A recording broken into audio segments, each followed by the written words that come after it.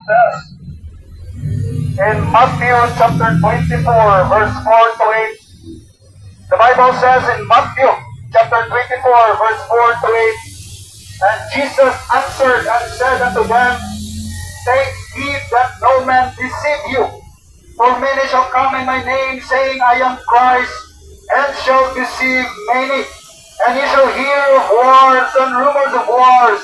See that ye be not troubled, for all these things must come to pass, but the end is not yet.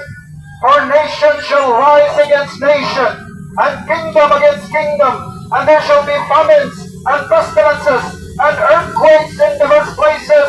All these are the beginning of sorrows. Igalan ng Biblia, sa tatlong diya pa si Kristo Jesus din kalibutan, nangutana ang iyang mga disipulo kang Kristo Jesus umingon, Ginoo, unsay ilhanan sa imong paganhi? Ginoo, unsay ilhanan sa pagtatapos dining kalibutan?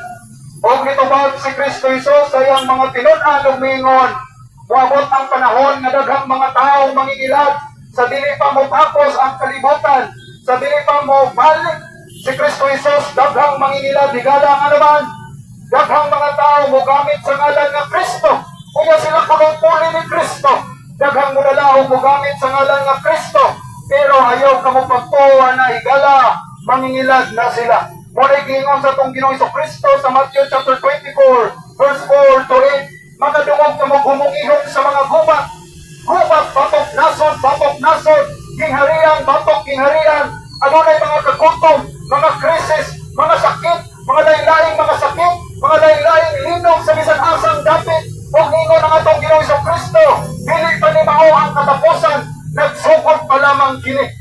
Muna higala ang among giwali diri kaninyo, sa dili pa mo tapos, o mubalik ang atong Ginoong